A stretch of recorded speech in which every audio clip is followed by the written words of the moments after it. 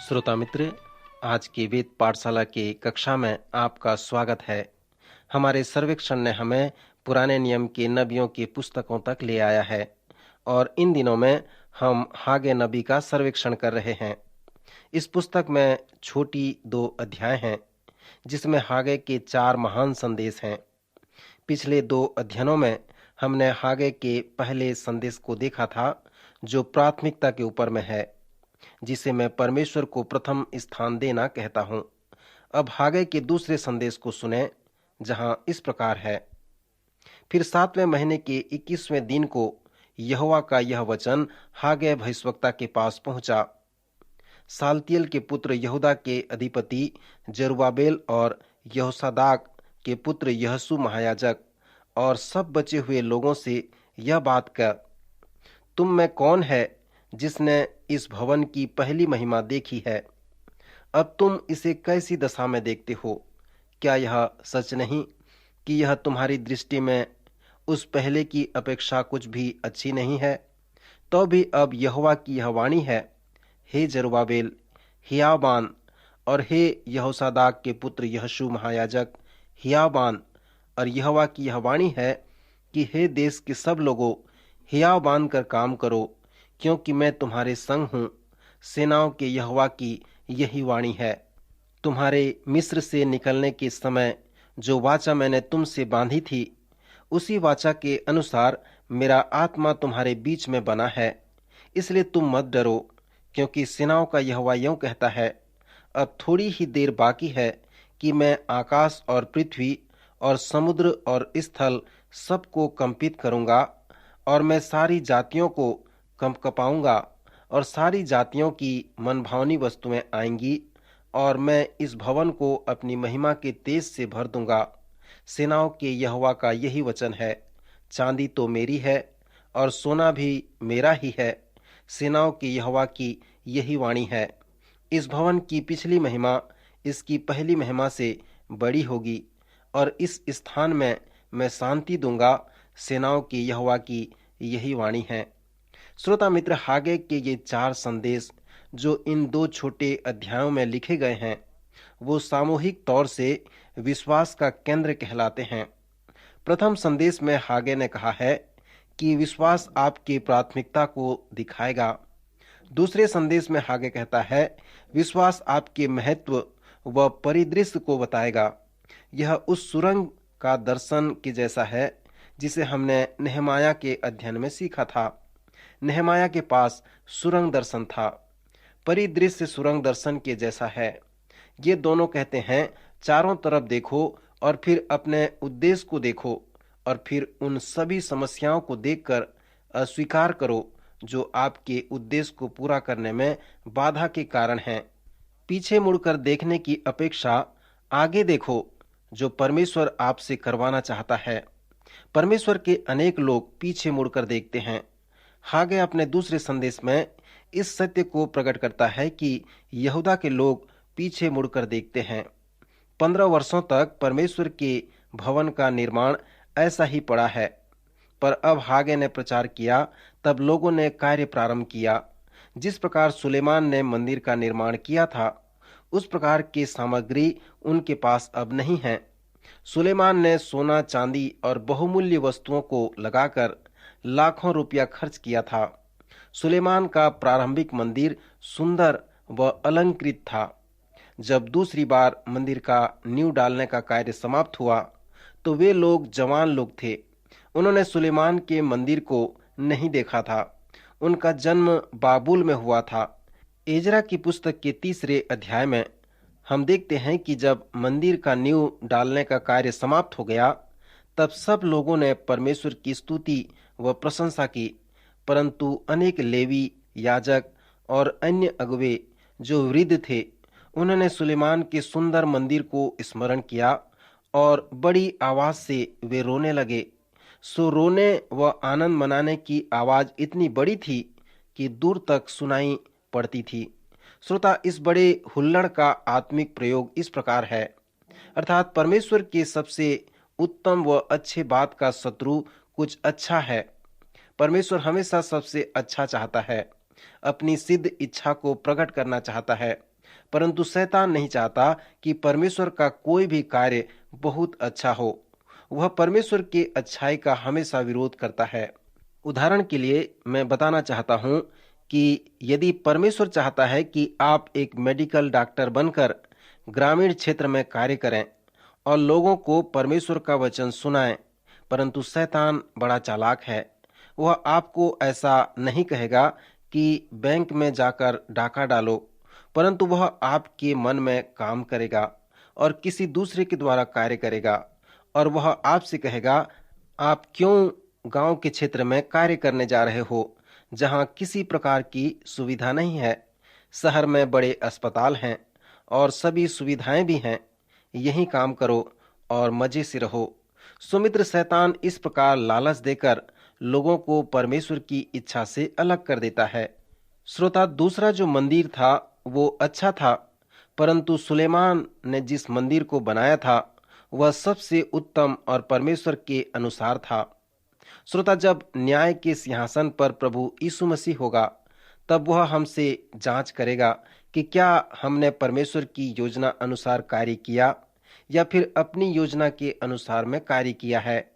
उस दिन वह हमसे कहेगा, मैंने तुम्हें इस प्रकार का वरदान दिया, योग्यता दिया कि तुम मेरी इच्छा को पूरी करो। सो वह हमें हमारे कार्य को बता देगा। तब हम इस बात को जानने पाएंगे कि शैतान ने हमें धोखा दिया है। श्रोता मित्र, यदि हागे के दूसरे संदेश में एक और अन्य आत्मिक प्रयोग है कि यहूदा के लोग पीछे मुड़कर देख रहे हैं और इस दूसरे मंदिर की तुलना सुलेमान के प्रारंभिक मंदिर से कर रहे हैं। इस तुलनात्मक कार्य को देखकर परमेश्वर के अनेक लोग निराश हो जाते हैं और रोने लगते हैं। हागे के इस दूसरे संदेश का जो सार है वह इस प्रकार है कि पीछे मुड़कर न देखो। कभी कभी परमेश्वर के लोगों को अच्छा सलाह मिलता है। पौलुस प्रेरित फिलिपियों के विश्वासियों को आदेश देकर कहता है, जो बीती हुई बातें हैं उन्हें भूल जाओ। डीक वुडवर्ड, जो इस वेद पाठशाला कार्यक्रम के लेखक हैं, वे लगभग 20 घंटे चौपाई में पड़े रहते हैं। उन्होंने एक बात सीखा कि जब तुम दुख उठाते हो, जब तुम्हारी हानि होती है, तब तुम दुखी मत हो। जो तुमने खो दिया उसके लिए न पछताओ, पर उस पर दृष्टि करो जो तुम्हारे पास है और उसके लिए परमेश्वर का धन्यवाद करो। पर पीछे मुड़कर न देखो, बीते हुए बात पर विचार न करो। पीछे की बातें पीछे रह गईं, आगे की ओर देखो। सो हागे के दूसरे संदेश का सार यही है कि पीछे मुड़कर न देखो और न ही उसके साथ किसी की तुलना करो। पवित्र शास्त्र में भी हमें कहा गया है कि हम तुलना न करें। जब पतरस को कहा गया कि वह मसीह के लिए कैसी मृत्यु को प्राप्त करेगा, तब पतरस ये जानना चाहा कि उसके मित्र किस प्रकार के मृत्यु को प्राप्त करेंगे। सो उसने प्रभु यीशु मसीह से पूछा, मेरे मित्रों की मृत्यु किस प्रकार से होगी? यीशु ने उससे कहा, यदि मैं चाहूं कि वह मेरे दोबारा आगमन तक जीवित रहे, तो उसमें तुझे क्या? तू मेरे पीछे हो ले। अपनी तुलना यूहन्ना के साथ न कर। श्रोता, हम सब के सब अलग अलग प्रकार के लोग हैं। परमेश्वर ने हमें इसी प्रकार बनाया है। सब पृथ्वी पर मेरे जैसे या आपके जैसे नहीं हैं। हम सब अलग हैं। परमेश्वर ने हमें अलग अलग व अद्भुत बनाया है। सो हम दूसरे के साथ अपनी तुलना न करें। हमारे 2 बच्चे हैं जिनसे हमने बहुत कुछ सीखा है। एक बात जो हमने उनसे सीखा कि वे दोनों अलग अलग हैं, और इससे भी हम जान सकते हैं कि परमेश्वर ने भी अलग अलग उन्हें बनाया है। पौलुस प्रेरित एक पद में कहता है कि जैसा समझना चाहिए उससे बढ़कर कोई भी अपने आप को न समझे, पर जैसा परमेश्वर ने हरेक को परिमाण के अनुसार विश्वास दिया है, वैसा ही सुबुद्धि के साथ अपने आप को समझे। इस पद से पौलुस के कहने का तात्पर्य यह है कि दूसरों के साथ अपनी तुलना न करो। आप परमेश्वर की इच्छा को वर्णन नहीं कर सकते, क्योंकि आप एकमात्र अकेले हैं। आपके जैसा और कोई दूसरा नहीं है। सो हागे के दूसरे संदेश में हम देखते हैं कि मनुष्य अपनी तुलना दूसरों के साथ न करे। परमेश्वर हम सबों के जीवन में एक नया कार्य करेगा। यशाया की पुस्तक उसके 43वें अध्याय 19वें पद में परमेश्वर अपने लोगों से कहता है, देखो, मैं एक नई बात कहता हूँ। श्रोता, परमेश्वर हमारे जीवन में एक नया कार्य करना चाहता है। हागे के दूसरे संदेश में जब लोगों ने प्रथम मंदिर के साथ दूसरे मंदिर की तुलना की, तब हागे ने लोगों से कहा कि उस मंदिर का जो सार है वह भौतिक नहीं है, वरन आत्मिक है। प्रारंभिक समय में तंबू में आराधना होती थी। वह अलंकृत नहीं थी। उसके सभी सामान सामान्य व कम वजन वाले थे, जिससे उसे आसानी से उठाया जा सकता था। इस्राएली प्रजा से परमेश्वर उस आराधना के तंबू में मिलता था और इस्राएली प्रजा उससे अगुवाई प्राप्त किया करते थे। सो हागे अपने दूसरे संदेश के दूसरे भाग में कहता है, सुनो, इस मंदिर का जो सार है वह ईंट व गारे नहीं है। सो सुलेमान के मंदिर की तुलना भौतिक वस्तुओं से न करो। फिर वह कहता है कि एक दिन परमेश्वर आकाश, पृथ्वी, समुद्र और स्थल सबको कंपित करेगा। दूसरे शब्दों में कहें तो यह सब जलाई जाएगी। फिर आगे कहता है, जब ऐसा होगा तो सारी जातियों की मनभावनी वस्तुएं आएंगी और मैं इस भवन को अपनी महिमा के तेज से भर दूंगा और इस स्थान में मैं शांति दूंगा। सभी लोग आएंगे और मेरी आराधना करेंगे। मित्र, हमें यह इस बात की ओर इंगित करता है कि 500 वर्ष के बाद क्या होगा। मसीहा आएगा, वह मंदिर में आएगा और इस मंदिर को साफ करेगा और सभी देश के लोग उस भवन के पास आने की इच्छा प्रकट करेंगे। हागे अपने दूसरे संदेश के दूसरे भाग में प्रचार करके कहता है कि परमेश्वर कहता है, मंदिर का महत्व भौतिक नहीं है परंतु आत्मिक है। एक दिन सभी भौतिक वस्तुएं नष्ट हो जाएंगी, भस्म हो जाएंगी, और जब ऐसा होगा तब मेरी महिमा व शांति यहाँ पर होगी। तुमने यहाँ पर मेरी आराधना की थी क्योंकि यहाँ पर तुमने मुझे जाना था। अब मैं चाहता हूँ कि हम हागे के तीसरे संदेश का सर्वेक्षण करें। तीसरे संदेश में भी हागे विश्वास के विषय में हमें बताया है। अपने प्रथम संदेश में उसने कहा, विश्वास आपकी प्राथमिकता को दर्शाता है। फिर दूसरे संदेश में उसने कहा, विश्वास आपके महत्व को दर्शाता है, अर्थात पीछे मुड़कर न देखें, हमेशा आगे की ओर देखें कि परमेश्वर आपके जीवन से क्या चाहता है। कभी भी दूसरों के साथ अपनी तुलना न करें। तीसरे संदेश में उसने कहा, विश्वास आपके उद्देश्य व प्रेरणा को केंद्रित करता है। तीसरे संदेश में जिस समस्या को उसने प्रस्तुत किया है वो इस प्रकार है कि यहूदा के लोगों ने अपने स्वयं के मंदिर का निर्माण प्रारंभ कर दिया था। वे पहाड़ से लकड़ी लाकर अपने मंदिर का निर्माण करने लगे। वे कई महीनों से मंदिर के लिए कार्य कर रहे थे, परंतु परमेश्वर उन्हें आशीषित नहीं कर रहा था। हागे ने उनसे प्रतिज्ञा किया कि परमेश्वर उन्हें आशीष देगा, परंतु वह आशीष तत्काल उनके पास नहीं आएगी। श्रोता, जब मैं एक छोटा लड़का था तब छुट्टियों में होने वाले बाइबल स्कूल में गया था। तब मेरे शिक्षक ने कहा था कि यदि तुम 10 रुपया परमेश्वर को दोगे तो वह तुम्हें 25 रुपये देगा। मित्र, उन दिनों में मेरे पास पैसे नहीं थे।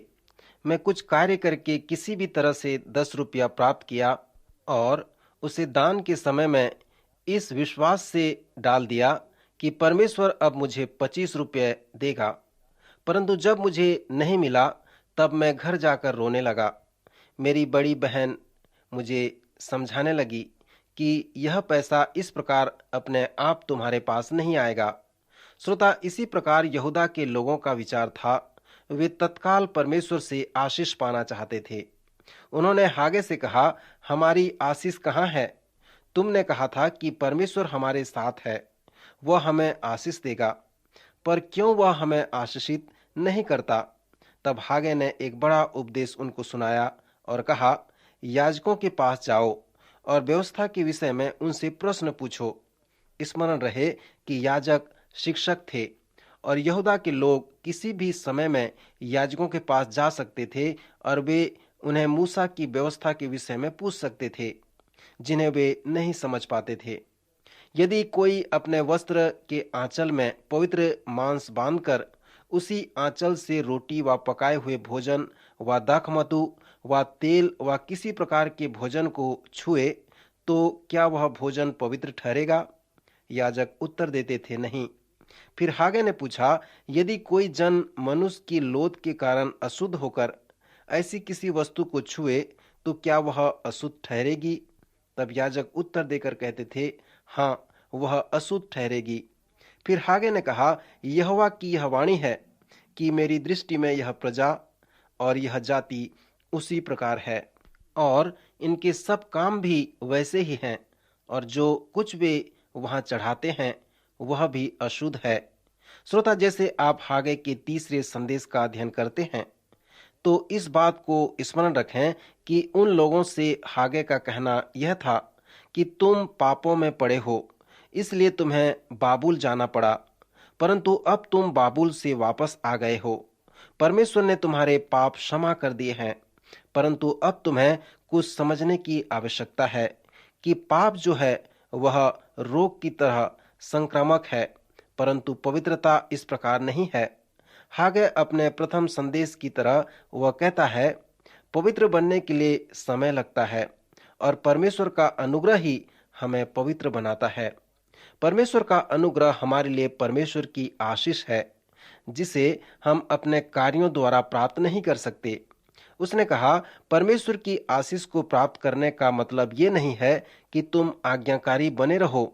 यदि यह ऐसा होता तो यह आशीष आपके कार्यों और आज्ञाकारिता का परिणाम होता, परंतु परमेश्वर ने तुम्हें अपने समय व अपनी इच्छा से आशीषित किया है और विशेष करके यह परमेश्वर का अनुग्रह है। 20 वर्ष पहले की बात है। एक पास्टर पवित्र नगर में जाना चाहता था और उसके साथ एक अविश्वासी व्यक्ति भी जाना चाहता था। सो वे 1 महीने की आत्मिक सभा में उस पवित्र नगर में गए। दोनों एक ही कमरे में रहते थे।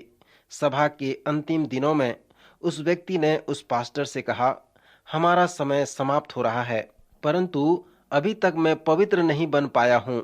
पास्टर ने उत्तर दिया, अरे क्या आप पवित्र बनने के लिए इस सभा में आए हैं? उसने कहा, हाँ, मैं सोचता था कि यदि मैं पवित्र नगर में पवित्र लोगों के साथ रहूंगा तो पवित्र हो जाऊंगा, परंतु मैं अभी तक थोड़ा भी पवित्र नहीं बन पाया हूँ। श्रोता, आप यहाँ पर देखें कि कुछ लोग हैं जिनका विचार है कि पवित्रता संक्रामक रोग की तरह है। हागे के तीसरे संदेश का सार यह था कि पवित्रता इस प्रकार से हमारे जीवन में नहीं आता, परंतु पवित्रता परमेश्वर के अनुग्रह से आता है। कोई भी नए जन्म को अपने माता पिता या किसी अन्य व्यक्ति से प्राप्त नहीं कर सकता। यीशु ने निकोदेमुस से कहा, तुम्हें नए सिरे से जन्म लेना आवश्यक है।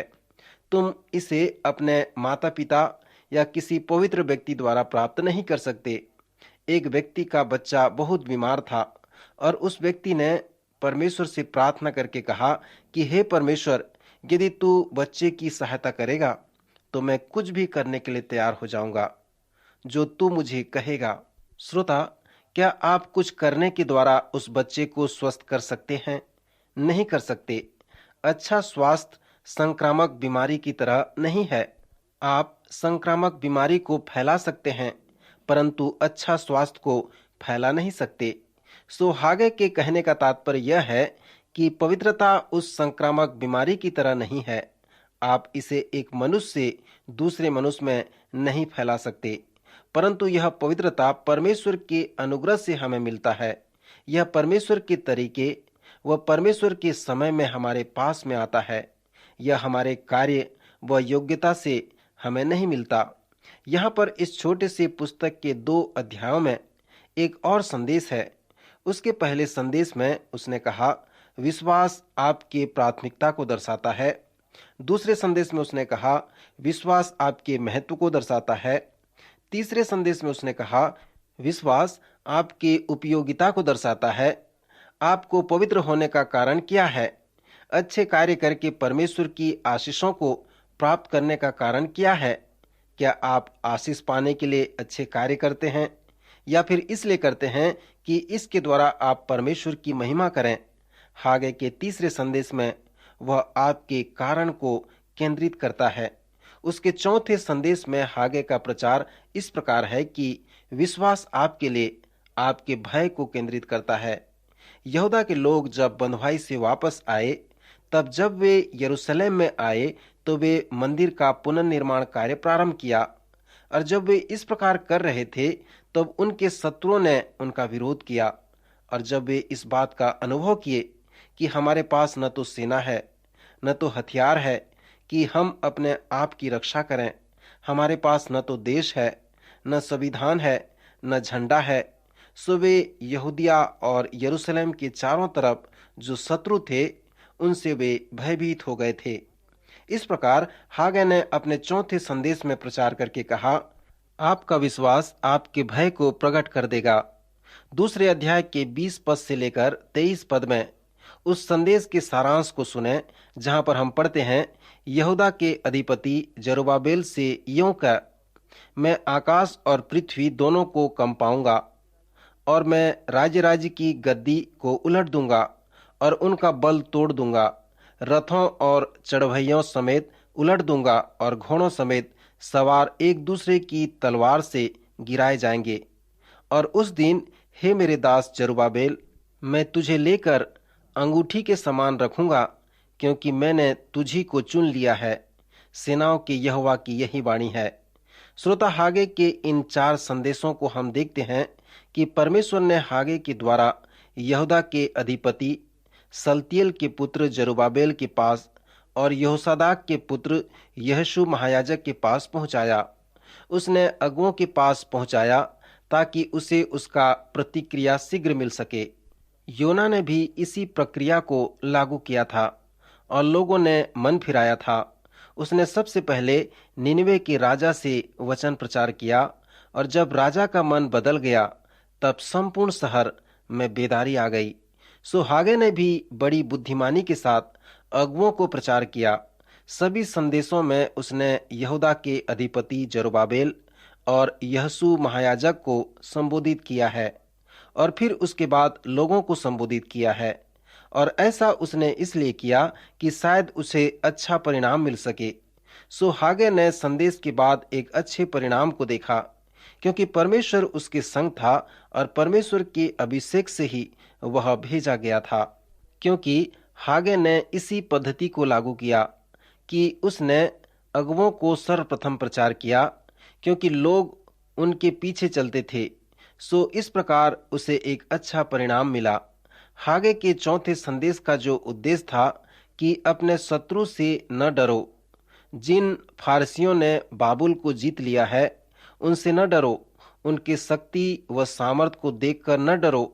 फिर हागे दूसरे नबी के साथ मिलकर यहोवा के बड़े व भयानक दिन के विषय में प्रचार किया। इब्रानियों की पत्री के 12वें अध्याय में आप हागे के संदेश के सारांश को देख सकते हैं।